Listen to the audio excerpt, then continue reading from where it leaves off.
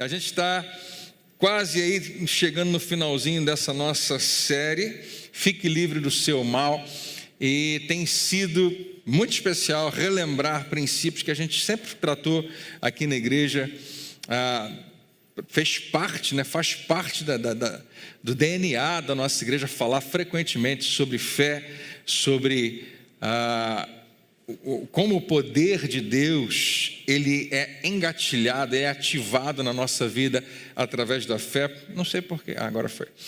E nas últimas semanas pegamos esses 2 meses aí, de setembro e outubro, para lembrar e falar de alguns encontros que Jesus tem, que fazem toda a diferença na vida das pessoas que estiveram. E isso é óbvio, né? Em toda a nossa história, nós marcamos, inclusive, o nosso calendário como calendário cristão, antes de Cristo, depois de Cristo. Você já parou para pensar que isso funciona para qualquer coisa, para qualquer pessoa? Todo mundo que tem um encontro com Jesus tem ali um divisor na sua história. Antes de Jesus você é uma pessoa, depois de Jesus, depois de um encontro real e genuíno com Jesus, a vida fica diferente. Nesses encontros que a gente está tratando aqui, aos domingos pela manhã, foi exatamente isso que aconteceu. Alguém era paralítico a vida inteira, teve um encontro com Jesus e a partir daquele dia voltou a ter uma vida normal, começou a ter uma vida normal, livre de toda doença. Alguém era cego, mas agora teve um encontro com Jesus e voltou a enxergar. Alguém tinha qualquer crise, qualquer problema, Jesus vem e Ele transforma a nossa vida, transforma a nossa história. Você quer ver? Quantos aqui tem um testemunho para contar de que Jesus mudou completamente a sua história? Levanta a sua mão, glória a Deus. Eu vejo a sua mão levantada, algumas histórias eu conheço e eu sei que isso é real para todos nós. E hoje a gente vai falar de um desses encontros que é, eu acho, um dos mais inusitados, porque nós vamos ler 2 passagens, que eu vou colocar aqui no telão para você, mas elas estão em Mateus 8 e Lucas 7, que contam exatamente a mesma história de 2 pontos de vista e aparentemente, já quero te alertar, aparentemente se contradizem. Tem algumas coisas ali que parece que não batem uma com a outra.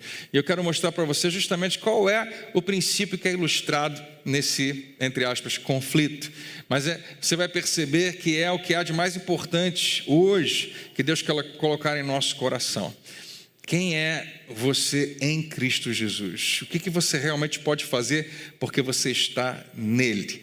Então, se em algum momento você dormir, eu espero que não aconteça, ou precisar sair mais cedo, ou está vendo a gente aí pela internet, seja bem-vindo, está com a gente, mas vai que a luz acaba, eu vou te dar logo o principal agora, nesse momento. Qual é a nossa ideia?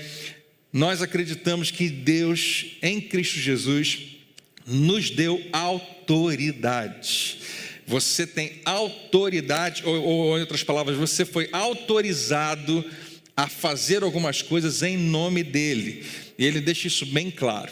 E nessa passagem a gente vai ver uma ilustração disso. Então, se você quiser me acompanhar aqui no telão, a partir do versículo 5 de Mateus 8, diz assim: entrando Jesus em Cafarnaum, dirigiu-se a ele um centurião, que era um oficial da guarda romana, pedindo-lhe ajuda.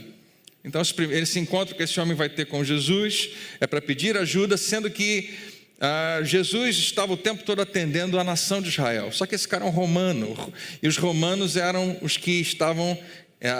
Israel era cativo, dos romanos naquele momento. E parece um encontro meio estranho, mas ele está pedindo ajuda. E esse não é qualquer centurião, ele é uma pessoa especial. E disse: Senhor, o meu servo está em casa e ele está paralítico, em terrível sofrimento. Deixou um servo em casa, muito doente, sofrendo muito, e ele vai lá intercedendo por esse servo. E curioso isso, porque esse cara ele não precisava se importar com os seus empregados, especialmente porque na posição dele, ele podia trocar de empregado a hora que ele quisesse, mas ele vai revelando essa humanidade, esse cuidado com as pessoas. Uma outra passagem diz que ele estimava muito esse servo, e ele vai lá em nome desse servo e pede ajuda a Jesus. Como é que Jesus responde? Agora eu não posso, eu não vou poder ir nesse momento. Não, olha, primeiro eu preciso saber, deixa eu fazer uma oração. Não, Jesus diz assim: eu irei curá-lo. Quantos de nós, às vezes, precisamos renovar a nossa mente sobre isso? Quem é Jesus para você? Jesus é alguém que responde praticamente o tempo todo assim. Imediatamente ele está ávido, ele está interessado, ele quer ajudar você. Quantos dizem amém? Fala para quem está do seu lado, ele quer ajudar você hoje. Eu irei curá-lo. E respondeu o centurião, e e se você estivesse do lado, você ia botar a mão na cabeça e falar, não, como é que você está dizendo um negócio desse? Jesus está querendo ir na sua casa e você diz que Ele não vai, não pode, não precisa ir.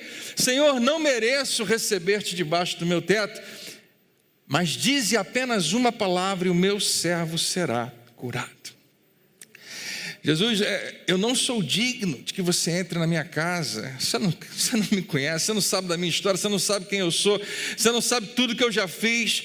Quando eu estou diante de tanta santidade, eu me sinto o pior dos homens. Eu não acho que você tem que entrar na minha casa, eu acho que a gente tem que ficar afastado, mas à distância mesmo, Jesus, aí onde você está, se você falar uma palavra, lá em casa o meu servo vai ser curado. E ele explica, pois eu também sou homem sujeito à autoridade. E agora vem o nosso tema, ele está falando de autoridade. Isso significa o quê? Que eu tenho, e também com soldados sob o meu comando, eu tenho alguém que está acima de mim e alguém que está abaixo de mim. E eu acho que, embora a gente entenda o conceito, a gente não vive muito isso. Inclusive os tempos que a gente vive hoje, essa questão de autoridade, submissão está cada vez mais fluida, está cada vez mais relativa. A gente não trata com tanta, como se fosse um aspecto um pouco mais absoluto. Mas ele revela a Jesus que ele entende disso. Quando alguém está em autoridade, manda, a gente obedece.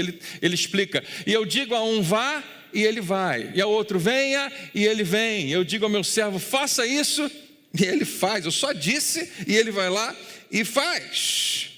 Então, Jesus, você não precisa ir na minha casa, basta você falar. Basta você falar e alguma coisa vai acontecer lá na minha casa. Ao ouvir isso, Jesus admirou-se e disse aos que os seguiam, digo a vocês em verdade, não encontrei em Israel ninguém com tamanha fé, com uma fé tão grande, com uma fé tão expressiva. Jesus fala isso após esse homem ter apenas dado um exemplo de autoridade. Jesus, basta você mandar, ele revela essa confiança em Jesus de que à distância, porque Jesus tem autoridade no mundo espiritual, o seu servo vai ser curado de uma enfermidade que a gente vai descobrir daqui a pouco que era mortal. E Jesus aproveita esse momento e faz um pequeno discurso à multidão falando como é que esse cara que é não crente, porque ele é romano, não tem nada a ver com Israel, tem esse tipo de fé.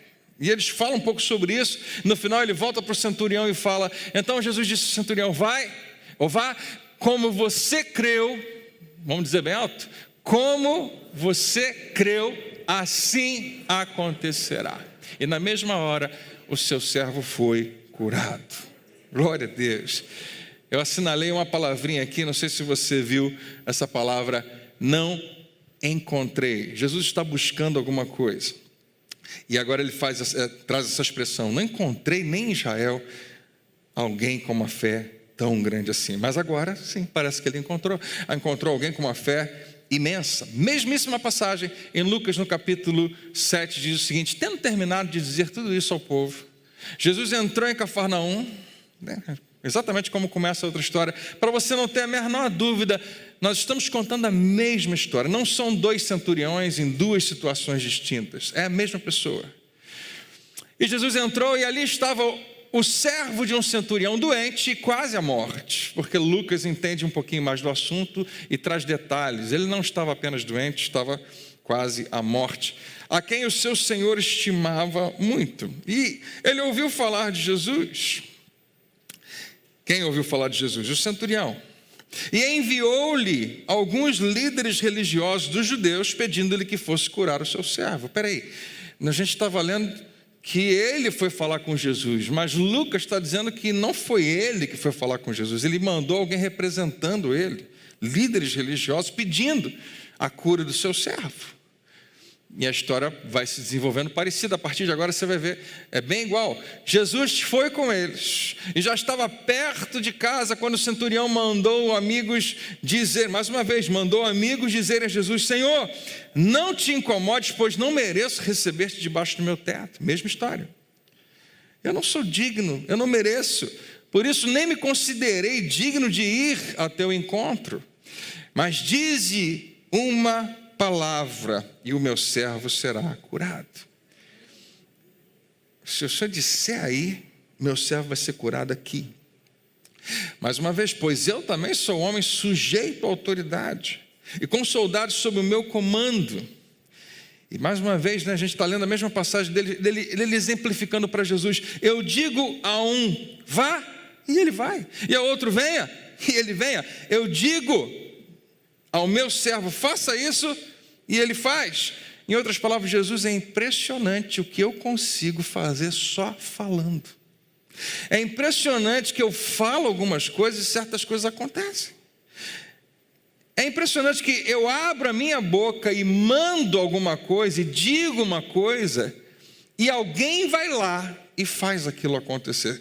Como é que isso funciona? É simples, é a dinâmica da autoridade e da submissão. Quando alguém está sob o meu comando, eu não preciso fazer, eu basto dizer e aquela pessoa faz.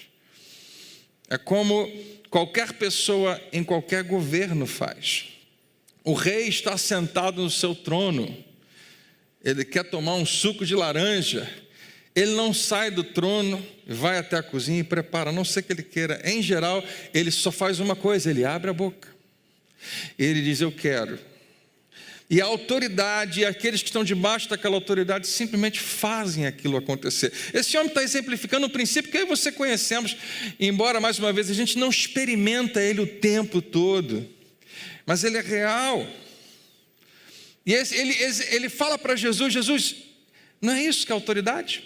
Alguém está acima, manda em mim, e eu obedeço. Alguém está embaixo, eu mando, e aquela pessoa obedece. E assim as coisas acontecem, assim as coisas funcionam.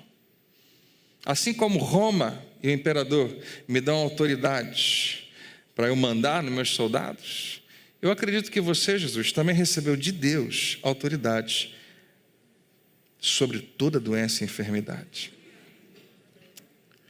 Ao ouvir isso, Jesus admirou-se.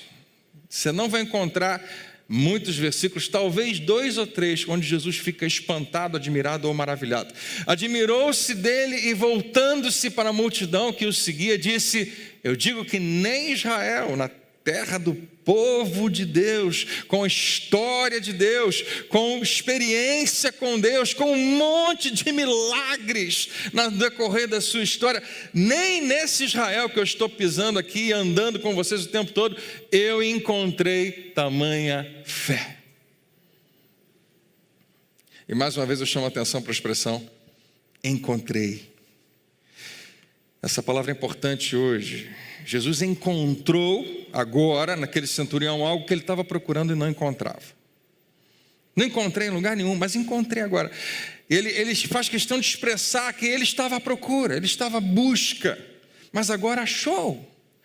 O que Jesus está buscando em mim? O que Jesus está procurando em você? Não mudou, a mesma coisa.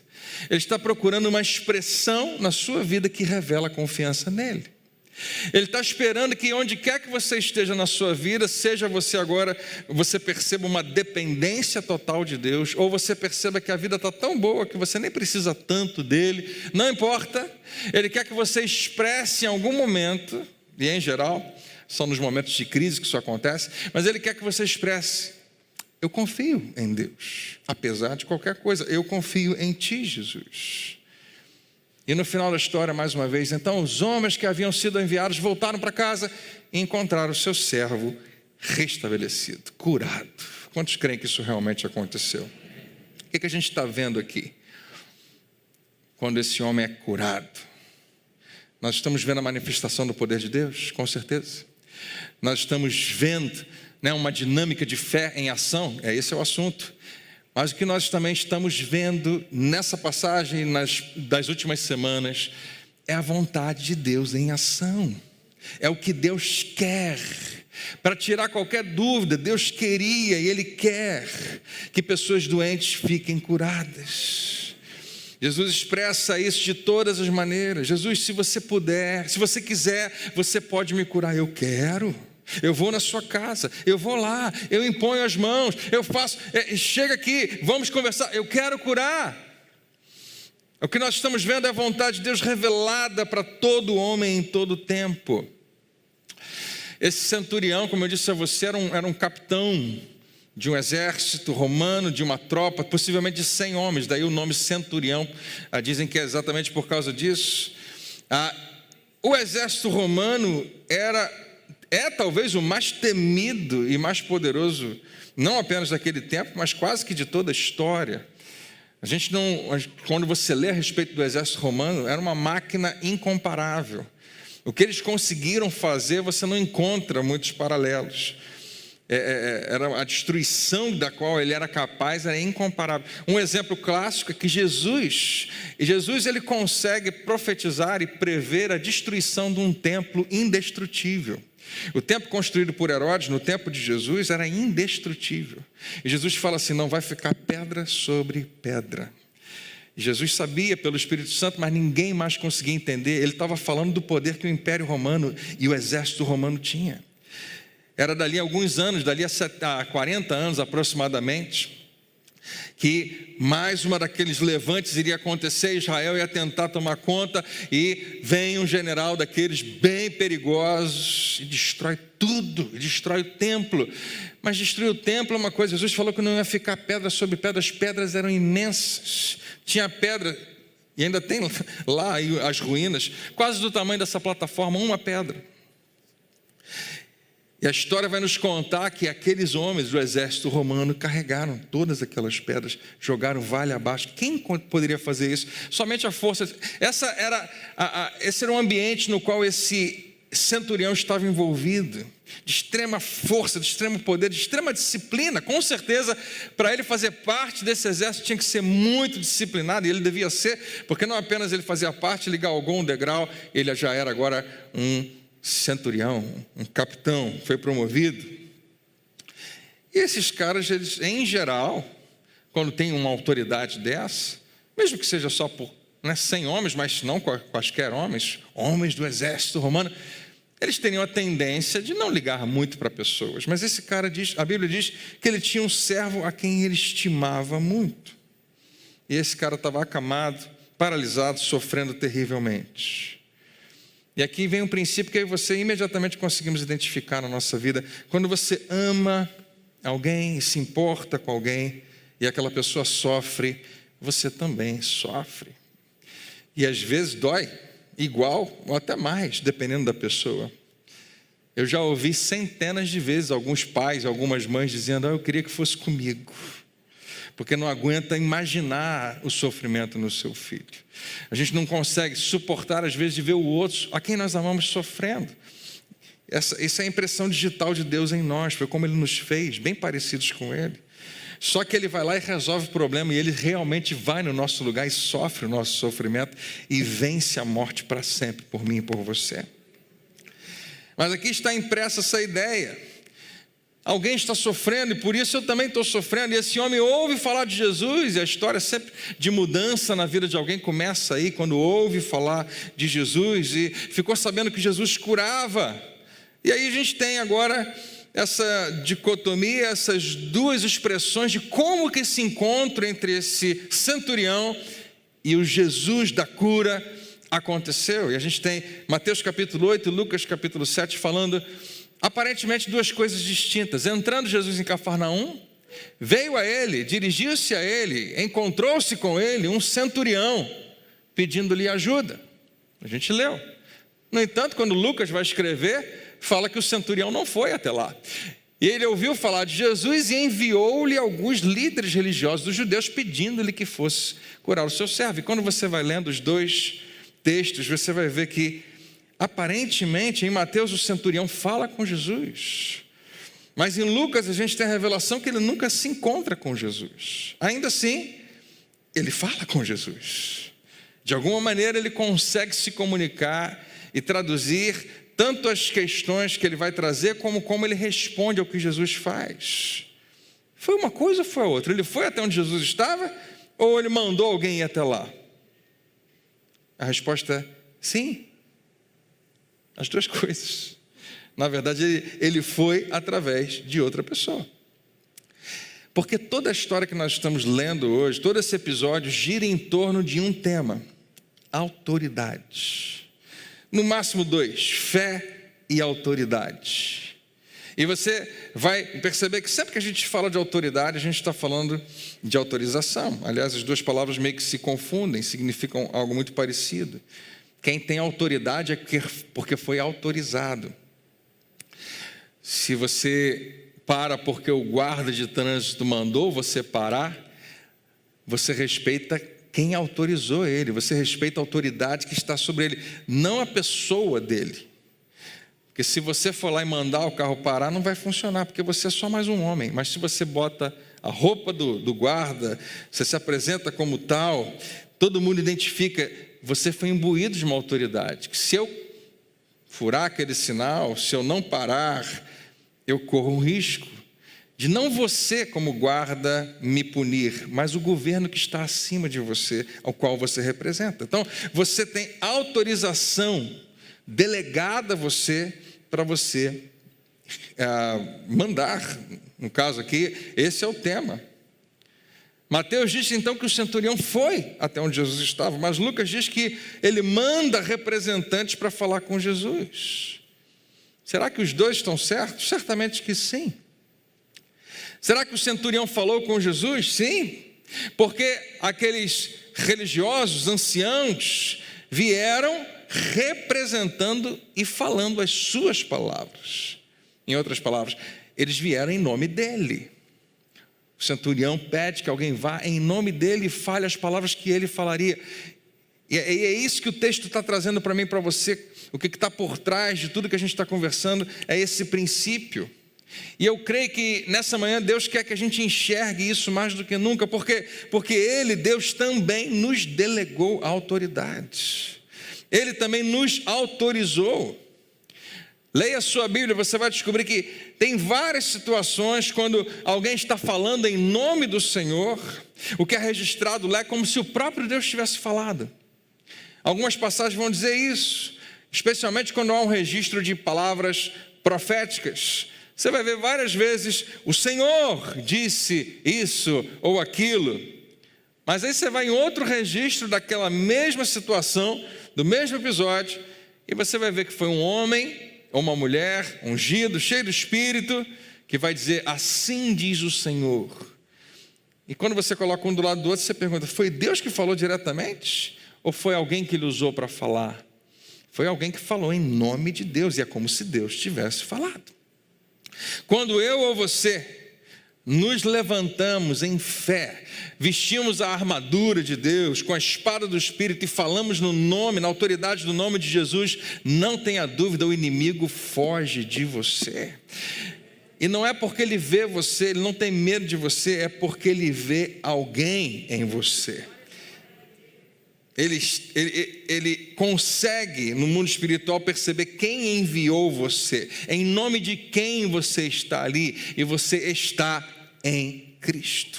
Você foi autorizado a falar em seu nome, e quando eu e você falamos as palavras dele, em seu nome, em fé, é como se ele, o próprio Jesus, tivesse falado. Toda vez que você diz em nome de Jesus, é isso que isso significa. É simples assim, é ele dizendo para você, ele dizendo o que quer que ele diga através de você, é como se ele estivesse falando.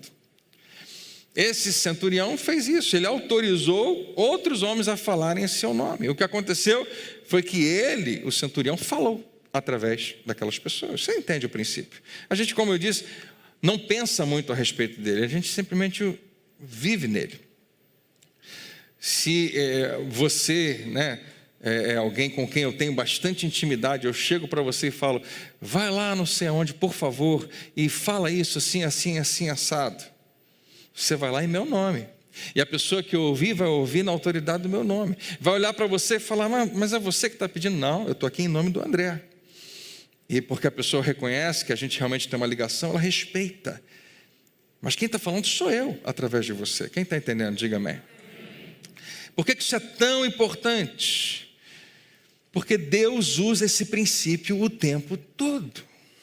A palavra de Deus fala de autoridade, autorização e poder delegado na vida de alguém o tempo todo. No final do seu ministério, já próximo, depois da ressurreição, próximo de subir, Jesus fala, toda a autoridade me foi dada. Por que isso é importante? Porque agora ele vai enviar os seus discípulos. E ele fala, agora vocês vão em meu nome, ou seja, debaixo dessa mesma autoridade. Essa compreensão para nós é importante, inclusive, pela maneira como nós recebemos o que vem de Deus. Nós temos que estar preparados para ouvir de Deus através de quem Ele quiser usar. Alguém diz amém? É fácil você entender isso, vai depender de qual sedento de Deus você está. Pessoas que estão vivendo muito bem, muito tranquilos, elas são mais seletivas. Quem vai pregar hoje? Não, então hoje acho que eu não vou não. Eu vou, né? Mas pessoas que estão passando por uma dificuldade na sua vida, por um vale profundo, elas estão procurando igreja todo dia. E quem não interessa quem vai pregar, porque eu sei que é Deus que vai falar comigo. Porque o seu coração está aberto para receber dele. Imagina que você está num deserto com muita sede. Muita sede. Você passou 1 dia, 2 dias procurando água e não encontra. Você está sozinho. Deserto mesmo, né? Calorão. Você sabe que talvez alguém aqui tenha uma experiência do que é sede de verdade. E de repente aparece alguém com aquele copo suando, gelado, cheio de água cristalina, só que é um copo de requeijão, e a pessoa oferece, vai água, você vai falar, bem que eu queria, mas copo de requeijão não. Copo de geleia. Mas você não está morrendo de sede? Estou, mas eu não tomo qualquer copo. Copo descartável? Não, copo de cristal, talvez. Não, você e eu entendemos que o copo por si só não é nada. Se você tem um copo bonito, no máximo que ele serve é para enfeitar. O que interessa é o que está dentro do copo. É como aquele copo foi cheio. Você sabe do que eu estou falando. Quem são esses copos? Porque eu e você já aprendemos em linguajar bem pentecostal, que usa, em vez da palavra copo, a palavra vaso. Então, dá uma olhada para quem está do seu lado e fala assim, fala vaso. O que é o vaso, ou o copo, ou o recipiente? Ele é algo que vai estar cheio, que pode ser cheio da coisa certa. Nós sempre estamos cheios de alguma coisa. E se estamos cheios da coisa errada, precisamos deixar o fluir do Espírito nos encher e tirar e deslocar aquilo que está errado. Mas nós queremos ser cheios. Você precisa aprender a beber no copo que Deus te der, que alguém diga aleluia. E hoje o copo é esse aqui mesmo, tá, gente? A diferença que você tem nos registros de Mateus e de Lucas, eu acredito que é para nos mostrar qual poderoso e qual real é a autoridade e autorização no natural e no espiritual. Porque tem uma dinâmica toda aqui acontecendo. Existe uma amizade entre esse centurião e esses líderes religiosos, esses que vão até Jesus intercedendo por ele. Porque ele, no passado, eu não contei para você, tem 2 versículos que dizem que ele intercede: Jesus, esse cara é gente boa, ele é centurião, ele é romano, mas ele é diferente. Você tem uma ideia, ele está tendo cuidado de um servo dele. Você já viu algum capitão romano cuidar do seu servo? Ele é um cara que é amigo dos judeus, você não encontra nenhum por aí. Ele ajudou a construir essa sinagoga, inclusive do dinheiro dele mesmo ele ajudou. Querendo dizer, ele é digno. E aqui a gente precisa entender, ele não fez nada disso para que pudesse ganhar alguma coisa de Deus, mas Deus sempre vai recompensar fidelidade. E toda vez que você cuida de um filho de Deus, ele não ignora isso, ele percebe, ele não está alheio. Vale a pena cuidar dos filhos de Deus, que alguém diga amém. Quando alguém cuida de você sem saber, está acumulando bênção de Deus na vida dele. Esse centurião, sob a lei romana, podia ter oprimido os judeus, como muitos faziam. Mas ele não fez, e ainda por cima era temente a Deus. Do próprio bolso ajuda lá a construir a sinagoga. Então, vamos entender esse princípio. Não é para você chegar para Deus, nunca, não funciona isso. E Deus, eu fiz isso, eu fiz aquilo, eu dou meu dízimo, eu sou fiel lá, e isso, aquilo, como se isso significasse, agora o Senhor tem que fazer alguma coisa por mim. Eu estou pagando minha mensalidade do clube, né? Eu estou fazendo isso, agora o Senhor tem que fazer alguma coisa por mim. Não funciona assim. Nós não barganhamos com Deus, até porque não tem mais nada que Ele vai te dar, porque você nunca teve, porque você fez alguma coisa. A sua cura, o seu milagre já foi comprado pelo sangue de Jesus, alguém já pagou por isso. E mesmo que não tivesse, você nunca ia conseguir pagar, e não tem nada que você possa fazer para merecer aquilo que Ele fez por você. Deus comprou para nós a nossa cura, independente das nossas boas obras. Mas o princípio aqui é, quando você é fiel a Deus, não tenha dúvida, Ele vai revelar fidelidade também na sua vida, na sua casa, na sua família. Aliás, eu coloquei algo aqui que eu ia botar no telão, mas não tem nada a ver com a mensagem, mas é um parênteses importante. A melhor coisa que você já fez, ou pode fazer pela sua família, é se render totalmente à vontade de Deus e obedecê-lo. Deixa eu repetir, não tem nada melhor que você possa fazer para a sua família, ou que você até já fez, do que se render totalmente à vontade de Deus e obedecê-lo. Porque Ele é fiel. Você pode ter garantia disso. Se você for fiel em obedecer a Deus, é como se isso desse a Ele direito legal de abençoar você e os seus, sua família, aqui na terra. E Deus, claro, porque ama a todos, quer fazer isso para todos. Mas nem todos estão em posição, porque nem todos estão sendo fiéis e obedientes. O seu amor, que nos comprou com o sangue precioso, não tem limites. Basta você crer em Jesus. Mas há muitas outras coisas que Deus quer fazer na nossa vida, que se nós não dermos algum passo, não revelarmos fidelidade, nós não mostramos que Ele pode realmente confiar. Você sabe o que eu estou dizendo, né? Jesus usa expressões do tipo, quando você é fiel no pouco, quando você faz ajustes aqui, no pouco, não tenha dúvida. Deus está construindo algo em você e através de você, para te colocar num lugar cada vez mais alto. Será que vale a pena ser fiel a Deus? Sempre. Respondeu o centurião: Senhor, não mereço receber-te debaixo do meu teto, mas dize apenas uma palavra e o meu servo será curado. Esse, entre aspas, encontro de Jesus e o centurião, quando ele fala isso, o que você sabe o que vai acontecer depois? Jesus vai ficar impressionado, Jesus vai ficar maravilhado. E isso não era muito normal, não era muito comum. Mas veja como é que a gente tem isso aqui na Bíblia Viva, para você entender, uma outra versão simplificada dessa expressão, pode abrir os nossos olhos. É como se ele dissesse assim: então o oficial disse, eu não sou digno de que o Senhor entre na minha casa. Ele vai explicar mais uma vez, né, porque eu não sou digno, e ele fala, se apenas ficar aqui e disser, seja curado, o meu servo ficará bem. Jesus, se você disser palavras aqui mesmo, lá em casa o meu servo vai ser curado. E eu sei disso porque eu também obedeço às ordens dos meus superiores, tem autoridade sobre mim, e eu tenho autoridade sobre os meus soldados. E quando eu digo, não é quando eu faço, mas quando eu abro a boca e digo a um deles, vá, ele vai. Ele não questiona, não. Ele não debate o assunto? Não. Ele não justifica o porquê que ele vai ou não vai, o porquê que pode ou não pode? Não. Nós entendemos desse assunto, Jesus, quando alguém realmente tem autoridade. Cumpre-se aquela palavra que diz, manda quem pode, obedece quem tem juízo. Está em algum versículo, em alguma Bíblia, não sei qual. Se alguém realmente tem autoridade, suponha que você ama muito o seu emprego e você sabe que você precisa dele.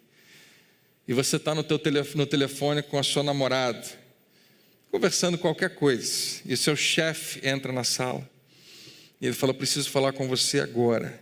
O próximo passo que você der revela qual juízo você tem, né? O quanto de juízo você tem, quanto você realmente entende de autoridade. Você está escolhendo para quem você vai dar atenção naquele momento. Não, pastor, minha namorada merece tudo, então tu vai perder emprego. É ou não é? Querida, depois a gente conversa. Plum, né? Estou falando como se fosse daquele telefone velho mesmo, que você bota assim. Por quê? Porque você, quando alguém realmente tem autoridade, essa dinâmica acontece. Ele apenas fala e as coisas têm que acontecer. Por isso eu sei que o Senhor tem autoridade para dizer a doença dele, que ela saia e ela sairá. Claro que você percebe fé nas palavras desse homem. Mas compreender autoridade tem alguma coisa a ver com fé? Tem tudo a ver, porque aqui você vai ver uma das poucas vezes quando Jesus fica maravilhado. E ele se vira para as pessoas que o seguiam e faz um comentário: eu não encontrei, olha que eu estava procurando, eu não encontrei fé como essa em lugar nenhum. Jesus fica impressionado, não se impressionava fácil, mas aqui ele diz: uau, vocês viram isso? Vocês viram o que ele falou? Esse homem está, na sua própria maneira de falar, com a sua própria linguagem, dizendo que ele entende de submissão e autoridade espiritual. Ele faz uma analogia, ele faz um paralelo com a autoridade humana, física, com a autoridade que eu tenho. Roma está acima de mim, mas Jesus, quem está acima de você? É o Pai Celestial, o Criador de todas as coisas. E Ele te autorizou e te deu o seu próprio Espírito. E você age aqui como Deus, na autoridade de Deus. Claro que toda doença tem que se dobrar diante do seu nome. E o que esse centurião faz, deixa Jesus tão maravilhado. Ele não cita nenhum versículo, esse homem. Ele não usa nenhum tipo de linguagem tentando atrair Jesus. Ele apenas fala a verdade, ele é sincero. Ele apenas creu. E olha que crença importante, que é o que eu queria que você hoje e eu também desenvolvêssemos nessa manhã. Por que a gente está aqui essa manhã? Eu queria que fosse para isso.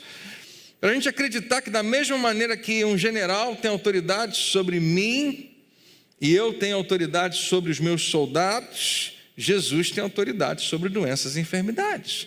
E elas simplesmente têm que obedecer. Então, se eu conseguir que Jesus apenas dê uma ordem, a enfermidade vai embora. E esse centurião estava convencido de que só isso era suficiente, que isso bastava. Então, minha pergunta para você nessa manhã é: será que nós podemos ter esse mesmo tipo de fé? Pensa bem. Um homem não salvo, sem o Espírito Santo, sem a plenitude do Espírito, sem nenhum acesso às Escrituras, sem nenhum acesso ao Novo Testamento, militar romano, do poderoso Império Romano, que já não existe mais, só existem ruínas.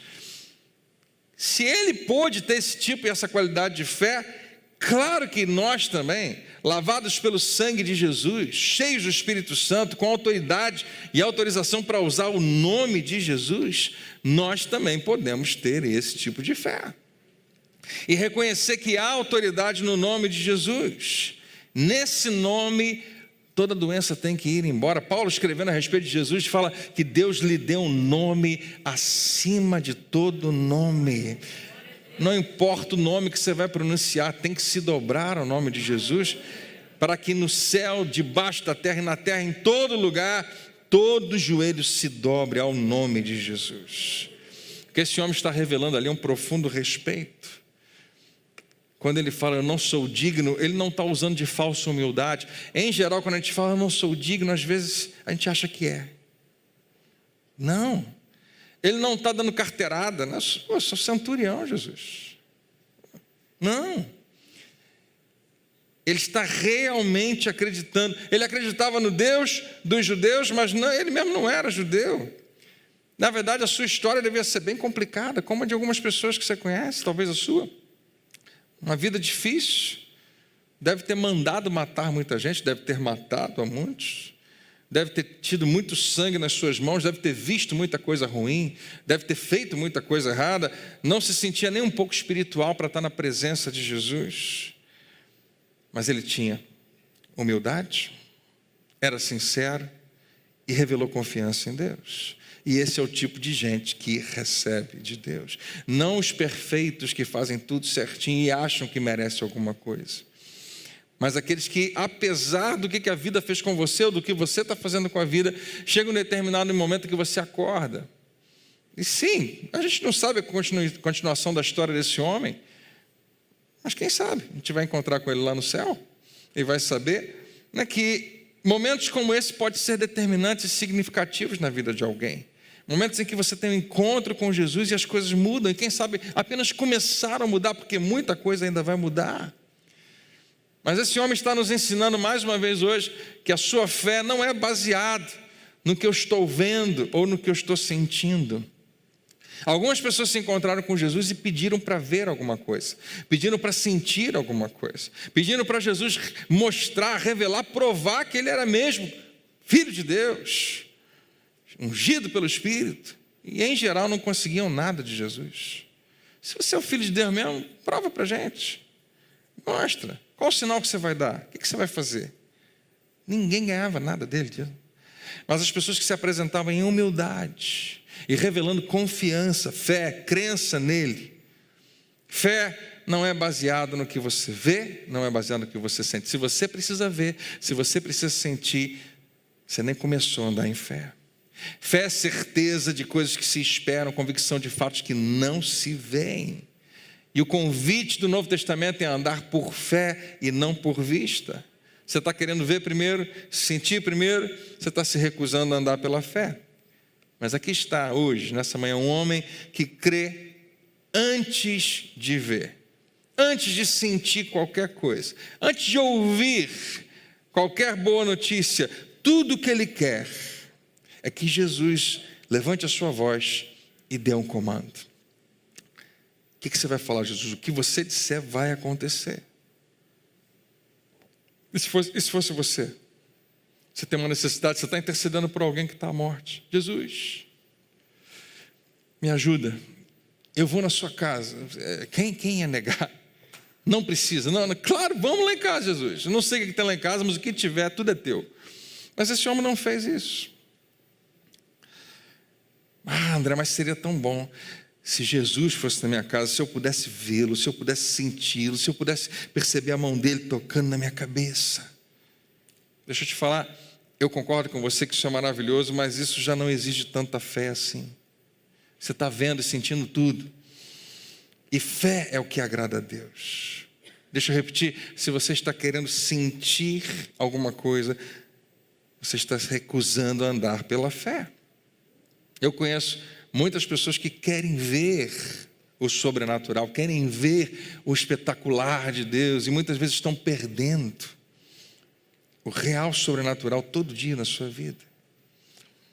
E eu não tenho nada contra isso, eu também gostaria muito de ter experiências grandiosas, de ter uma visão, ter um sonho, seja o que for.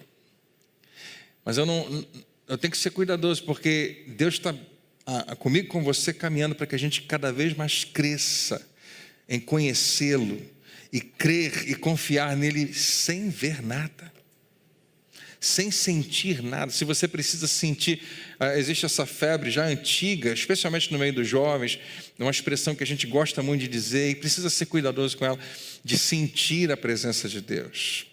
Se eu perguntar, quem aqui já sentiu a presença de Deus? Eu sou um que levantaria a mão, mas quando eu digo isso, em geral é porque eu senti uma emoção tão forte num determinado momento, que era uma revelação especial e pessoal de que Deus estava ali comigo. E não tem nada de errado nisso. Mas muitas vezes isso vai se traduzindo de outra maneira. Então somente no culto em que eu sinto um arrepio, somente no culto em que uma emoção é extravasada, é que Deus estava presente? Não, Ele está presente porque Ele prometeu estar presente, sinta você ou não.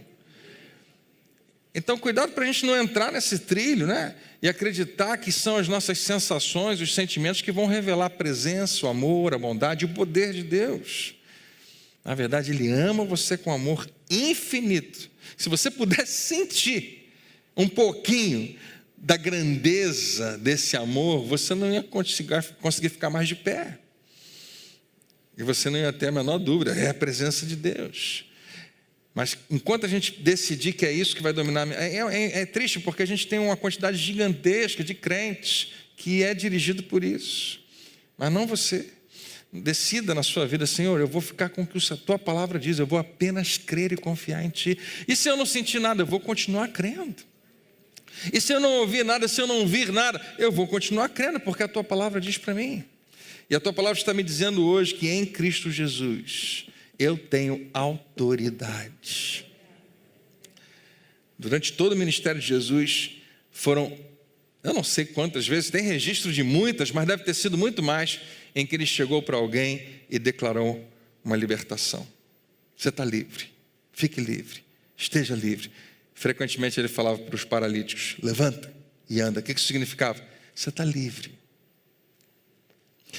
Mas Jesus vai embora em um determinado momento. Ele morre, ele ressuscita, ele vai, naquele momento ele diz, toda autoridade me foi dada. Ele passa aquela autoridade para os seus discípulos, porque imediatamente ele fala, ide, e em meu nome. Ele dá uma série de orientações. Uma delas é, se você impuser as mãos sobre os enfermos, eles ficarão curados. Jesus, eu tenho esse poder todo, é em meu nome. E Jesus sobe. Muita gente viu essa cena maravilhosa, Jesus subindo. Isso me dá uma esperança maravilhosa, porque eu quero voar um dia. E a Bíblia diz que isso vai acontecer, que eu vou me encontrar com Ele nas alturas. Glória a Deus. A única coisa que eu fiz para voar até hoje foi saltar de paraquedas, e não é muito bem um voo. É uma queda vertiginosa, que a gente chega a 200 km por hora. E é fantástico, eu recomendo, mas não é voar. Mas um dia a gente vai chegar lá e Jesus vai. E agora os discípulos ficaram.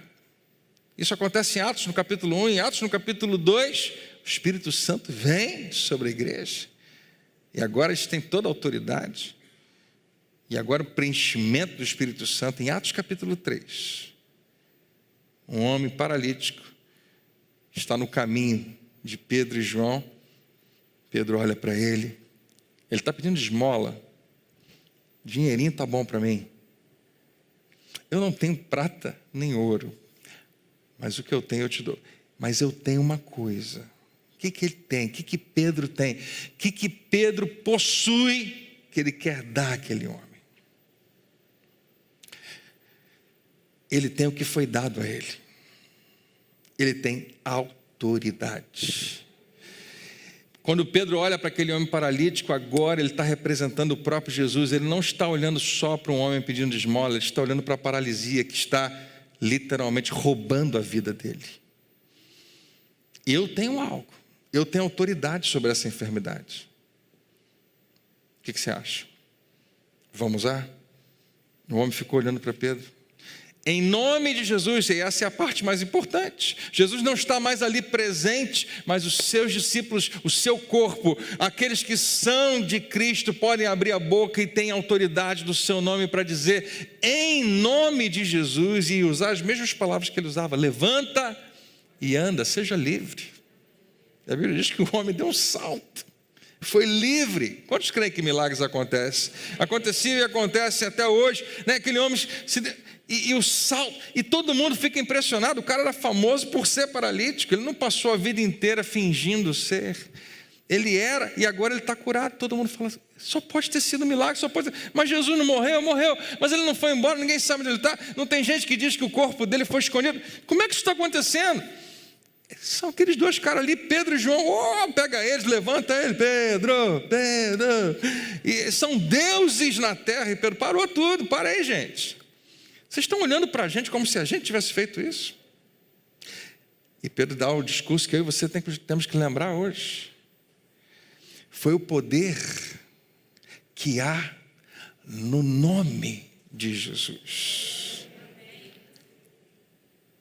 Não use o nome de Jesus de qualquer maneira. Não pense que ele é um amuleto. Não traduza ele como palavras mágicas, nem use no seu linguajar natural do dia a dia.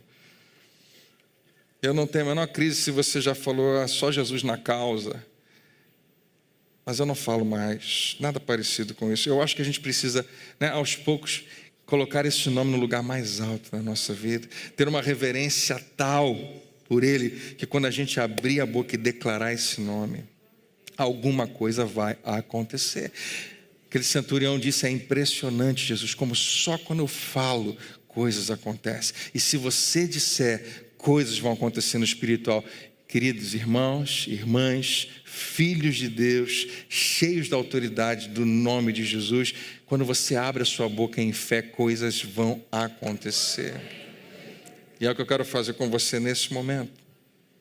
A razão por que Jesus se admirou da fé desse homem é porque esse homem não exigiu ver coisa alguma, ele só pediu uma palavra. Basta uma palavra. Basta uma palavra. Jesus deu uma palavra. E nem tem o registro. A única palavra que Jesus diz, né, é pode ir para casa. Mas antes ele fala, gente, vocês ouviram isso? Eu nunca vi uma fé assim.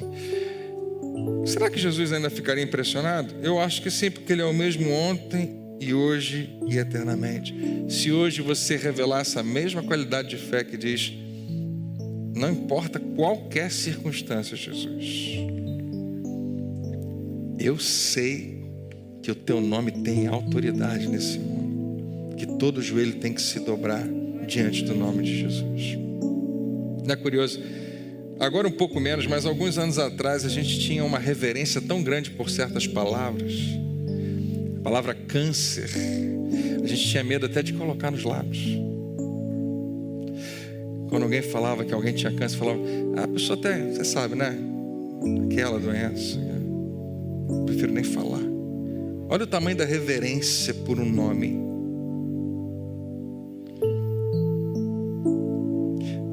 Só que não importa o nome, você arruma uma doença bem maior, pior, tem que se dobrar ao nome de Jesus. Nós temos que ter essa consciência hoje. Nós temos aqui testemunho disso. Ao nome de Jesus, não importa qual é o nome. Diga o que você pensar, quando você ficar de pé daqui a 1 minuto, eu quero que você pense em qualquer outro nome e declare, cai por terra. Em nome de Jesus. Qualquer outro nome tem que se dobrar. Porque não há nome que se compare ao dele. Nós vamos cantar essa canção que diz que o nome dele é o maior de todos, é o mais poderoso, que é incomparável. Eu gosto muito da frase que diz, maior do que tudo é. Quando você cantar isso, eu queria que você se envolvesse, se enchesse disso. Porque logo que a gente terminar de cantar, nós vamos fazer a oração para terminar. E se você for ousado comigo hoje, a oração vai ser sua só. Eu não vou orar muito não. Eu vou pedir para você colocar esse nome nos seus lábios. E hoje você tem que dizer em fé, em nome de Jesus. Vamos ensaiar? Todo mundo junto comigo? 1, 2, 3 e... Em nome de Jesus. Eu não sei o que vai acontecer. Uma coisa eu sei, esse nome tem poder hoje para transformar qualquer coisa na sua vida. Amém? Vamos ficar de pé?